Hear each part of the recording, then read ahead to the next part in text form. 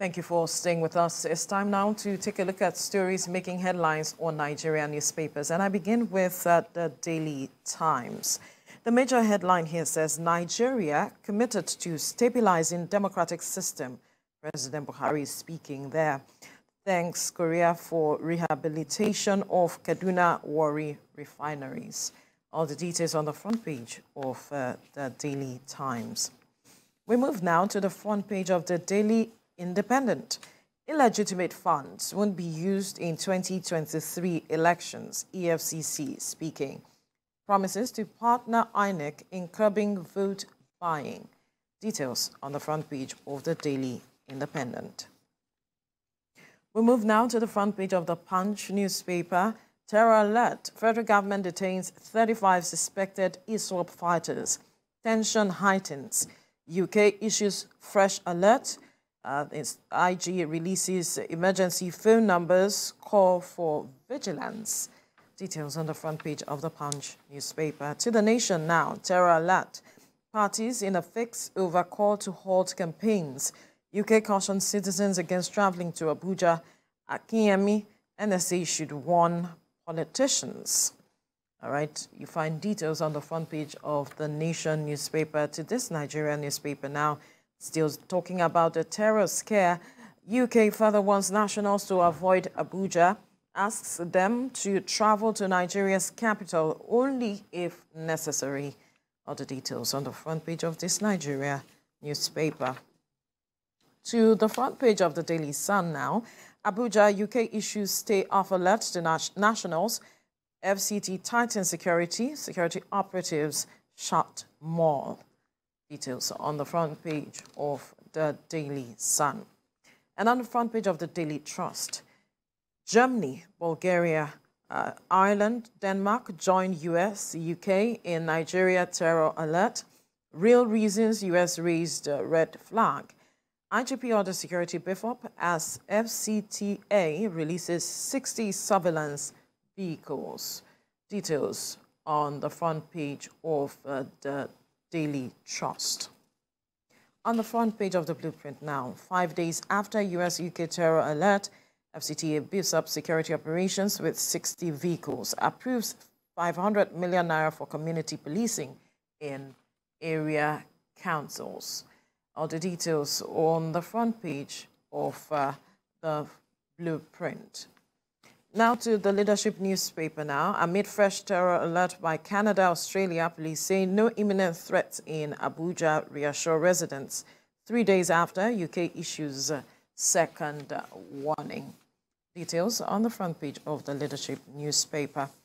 To the First News newspaper now. Security agencies arrest 5 ISWAP commanders, 30 fighters in Abuja. DSS, NIA, police, other security operatives dismantle terror cell in joint operation. All of the details on the front page of the First News newspaper. To the Business Day now, Japa Wave fast-tracks career back home. Japa Wave fast-tracks careers back home. Details on the front page of the Business Day. And finally, on the front page of the Nature News, World Toilet Summit. Minister assures the delegates of adequate security. Commends Jigawa as first state to be declared open defecation free. Commends Jigawa as first state to be declared open defecation free. All right, Sam, let's quickly look at this story that is on almost all the papers this morning, talking about the US-UK terror alert, and we're seeing other countries issuing the alert. Germany, Bulgaria, Ireland, Denmark. In fact, Canada, Australia have also raised this alert. But then security agencies are saying there is no cause for alarm, though they have arrested 5 ISWAP commanders, 30 fighters in Abuja, and they also dismantled a terror cell in this joint operation. And one wonders, would we have gotten this, perhaps made this gain with regards to these arrests made, 5 ISWAP commanders, 30 fighters, if this alert had not been raised? Would we have seen them swing into action as we have seen? We don't know, because in the past couple of months there have been making progress in getting out some of these criminals. So it is a matter of speculation now, whether it is the alert that led them to do that, or whether it is part of an exercise that they were going to do anyway. That is still in the realm of speculation. Whatever the case, it is clear that there is actually a threat to Abuja if you're able to arrest ISWAP men and their commanders in Abuja. It's the period where this alert was made known to the citizens of these foreign nationals. Well, we can only say we are thankful that those people were arrested, and we hope that they will be prosecuted, and that the information they get from them will help them, get to the bottom of this terror threat. And it's a matter of conjecture whether these people have helped us with this alert, or whether they have actually heightened fear in the land, and whether they even shared their information. The question has always been, did they share their information with the Nigerian security infrastructure? Yes. Now, this alert also has begun to affect some businesses in the Federal Capital Territory. We've seen some malls been shut, and now it's even affecting campaigns where there are talks about if campaigns should be suspended for now. Though some of the major political parties are saying they will go ahead with their campaigns in some parts of the state and around states around the Federal Capital Territory, some others are saying we are waiting to see what directive is going to come from the security agencies to know what step we take. Well, this is a natural thing to expect in this situation. You know, we had this discussion about Zamfara State, where the state governor said the government had banned all kinds of rallies because of the possibility of infiltration by the members of the terror groups. And some parties, specifically the PDP, held its own rallies, and the government was not happy with it. Some media people reported it, and the media who reported it were sanctioned and even shut down, which was an overreach by the government.